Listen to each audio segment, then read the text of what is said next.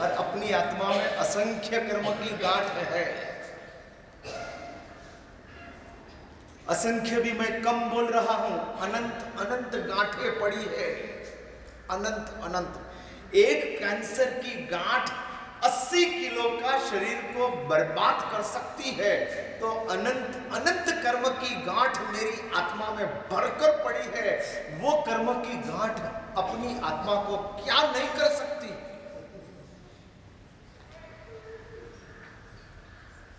थोड़ा सिंसियर बनो, गंभीर बनो। अरे अनंत अनंत गांठ, एक एक गांठ फटेगी और संतप्त संतप्त कर देगी।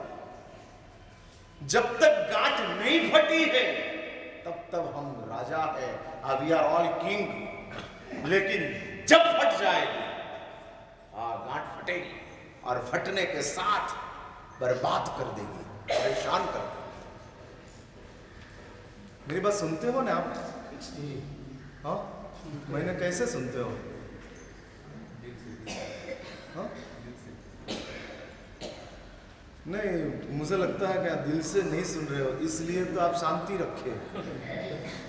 दिल से सुनने लग जाए तो अब मुंह के ऊपर दिखने लग जाए। क्या बात है, क्या बात है।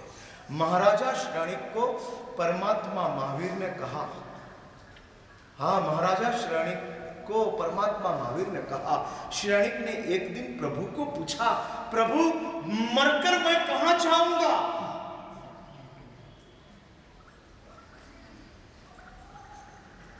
और परमात्मा ने श्रेणिक को कहा, मरकर तू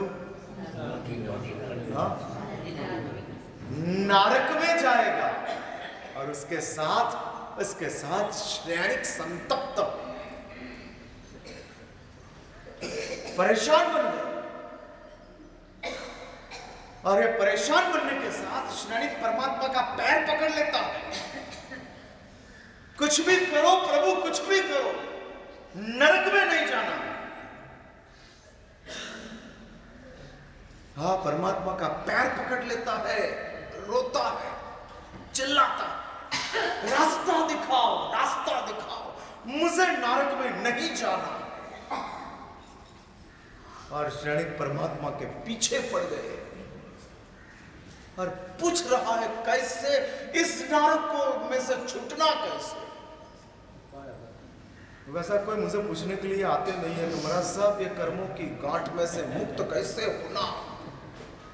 आप इतना जबरदस्त बातें कर्म के बारे में बता रहे हो, एक एक गांठ फटती जाएगी और एक एक पीड़ा खड़ी होती जाएगी, एक एक गांठ फटती जाएगी, एक एक पीड़ा खड़ी होती जाएगी। क्या करना है? मेरा सवाल है। हाँ? उपाय ढूंढना। अरे उपाय तो रेडीमेड है, अप्लाई करना। ये कहते हैं उपाय ढूंढना। ढूंढ कर तो मैं आया हूं। हाँ, इसलिए मेहनत आपको नहीं करने की है, ढूंढने की मेहनत हमने की है। आपको तो सिर्फ यूज एंड वेयर, बराबर ना? रेडीमेड में वही चलता है। हाँ, यूज ले लो और पहन लो। इसलिए उपाय ढूंढना आपके बहस की बात नहीं है। हाँ, नहीं, उपाय ढूंढना आपके बहस की बात नहीं है। जो व्याधि है उसको आप उपाय मानते हो, जो उपाय उसको आप व्याधि मानते हो। आप क्या उपाय ढूंढोगे? फिर से मेरा वाक्य को नोट किया जाए। हाँ, जो व्याधि है इसको आप उपाय मानते हो। सच बोलो, घर व्याधि है कि उपाय है? परिवार व्याधि है कि उपाय है? क्या लगता है? जो है वो बोलना, सच बोलना, मुंह से झूठा मत निकालना। इसलिए मैं पूछ रहा हूं, पैसा व्याधि है या उपाय है? क्या है? व्याधि लगते नहीं तो ये कहते हैं, ये भाई साहब कहते हैं कि जब व्याख्यान सुनते हैं तब व्याधि लगता है, बाहर निकलने के बाद उपाय लगता है। वही चल रहा है। वही चल रहा है, लेकिन चलाते क्यों हो? चल रहा है इसलिए बचाव नहीं है। मैं कहते हैं भाई साहब इतना तो कहते हैं कि जब इधर बैठे हैं तब लगता है कि आप बोलते हो वो उपाय है, लेकिन बाहर निकलने के बाद जूता ढूंढने में हमको वो व्याधि लगता है और जूता उपाय लगता है।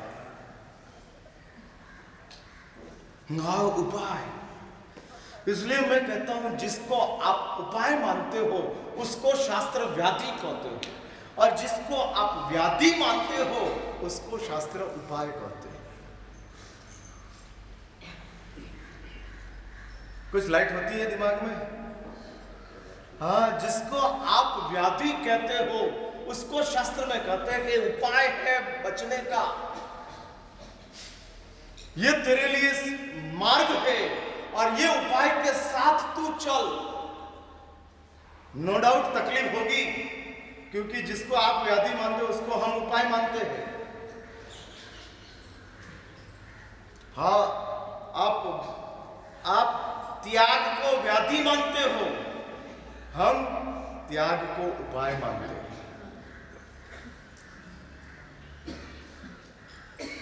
हाँ, आप आग्रहों को उपाय मानते हो।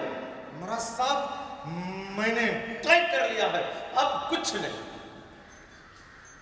मत करो, लिबरल हो जाओ, नीचे आ जाओ। ऐसे आग्रहों में जीने से, जीद में रहने से किसी का भला हुआ नहीं। आज जीद से तू सन्मार्ग के ऊपर भी चलने लग जाएगा तो ये तेरे लिए उन्मार्ग बन जाएगा। और ऐसे शास्त्रों में अनेक दृष्टांत दिए हैं। गुरु ने मना किया था, गुरुकुल वास मत छोड़, शिष्य को गुरु ने कहा था। हाँ, शिष्य कहते हैं गुरुदेव समुदाय में रहने की वजह से साधु जीवन निरतिचार नहीं पाल सकता हूं, इसलिए मैं अकेला हो जाता हूं। उपदेश रहस्य नाम के ग्रंथ में महोपाध्याय विश्वेश्वरजी महाराज ने यह दृष्टांत नोट किया। प्रकरण वो चल रहा था, एकाकी विहार और गुरुकुलवास, अकेला रहना या समुदाय में रहना, इसकी चर्चा चल रही थी। और उस चर्चा में महोपाध्याय विश्वेश्वरजी महाराज ने आगम ग्रंथों का दृष्टांत को एविडेंस के रूप में बताया, और एविडेंस के रूप में बताया। और इस दृष्टांत में महोपाध्याय विश्वेश्वरजी महाराज आज से 300 साल पहले हुए जबरदस्त महापुरुष थे, प्रकांड प्रतिभा संपन्न थे। आगमों का अभ्यास करके, आगमों का दहन करके जबरदस्त ग्रंथों का सर्जन किया है। और ऐसे महोपाध्याय विश्वेश्वरजी महाराज जिसका शब्द शास्त्र में बताया है कि शास्त्रकारों का शब्द के जितना वजनदार है। हाँ, और ये विश्वेश्वरजी महाराज दृष्टांत देते हैं क्या करना, निरतिचार साधु जीवन जीने के लिए अकेला हो जाना या अतिचार के साथ समुदाय में रहना। और उसमें एक साधु का दृष्टांत देते हैं। मैं उसका टच करके आगे निकलता हूं। और उसमें बताया है कि वो साधु कहते हैं गुरुदेव को, गुरुदेव मैं अकेला हो जाता हूं। और तब गुरु ने मना किया, नहीं, अतिचार लगता है फिर भी साथ में रहना पड़ेगा, अकेले रहने में जोखिम ज्यादा है। लेकिन गुरुदेव निर्दोष गोचरी प्राप्त कर लूंगा और निर्दोष चर्या जीऊंगा। गुरु कहते हैं समुदाय में रहने के बाद दोषित गोचरी भी निर्दोष है, और अकेला रहने के साथ निर्दोष गोचरी भी दोषित है। लेकिन साधु समझा नहीं, होते हैं। एक बात समझ के रखो, भौतिक जगत में दिमाग चल सकता है, आध्यात्मिक जगत में सिर्फ श्रद्धा ही चल सकती है।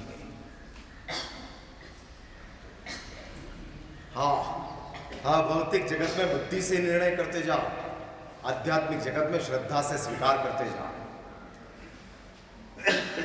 श्रद्धा से वो चीज को मान लो और आगे निकल जाओ। बुद्धि से सब देखने का प्रयत्न करते जाएंगे, आध्यात्मिक जगत में मुश्किल में आ जाओगे। यदि थोड़ा उसका जो सामुदायिक अकेले क्या थोड़ा हाँ वो लेते बताते हैं। जो आपको जरूरी है वो मुझे बताना है। हाँ इसलिए मैं बताऊंगा, ये भी बताऊंगा। शास्त्र में ऐसी बात बताई है कि साधु का आचार श्रावक को कहना, हमारा वहाँ बताया है 10वें एकालिक सूत्र का 5वां नंबर का जो अध्ययन है, जिसमें भिक्षाचरी गोचरी की बात आती है। चौथा अध्ययन छठजीव निकाय आता है, षटजीव निकाय की बातें चौथा अध्ययन में आती है। हाँ चौथा अध्ययन में आती है, लेकिन 5वां अध्ययन में 5वां नंबर का जो अध्ययन है, अभी षटजीव निकाय के ऊपर आपने वृत्ति प्राप्त कर ली, षटजीव को बचाया, फिर आजीविका के कैसे चलाना, और इस गोचरी की बात आती है। और 5वां नंबर के अध्ययन में भगवान स्वयंभव सुरेश्वर जी महाराज ने साधु की गोचरी कैसी होना वो श्रावक को भी सिखाना कहा, क्योंकि अल्टीमेटली हमको गोचरी किसके पास से लाने की है? आपके पास से। अपना तो कोई पर्सनल तो चलता नहीं चौका बोका। इसलिए 5वां नंबर का अध्ययन श्रावकों को भी करना है। हाँ इसलिए शांतिलाल जी ने पूछा, वो बात सही है कि महाराज साहब समुदाय और एकाकी क्या चलता है? तो शास्त्र में ऐसी बात बताई है, बताया है अकेला रहना साधु के लिए अनुचित है, साथ में रहना। और हमारे वहां बताया है चातुर्मास में समाप्त कल्प 7 साधु जब रहते हैं तब वो समुदाय समाप्त होता है। शेष काल में 5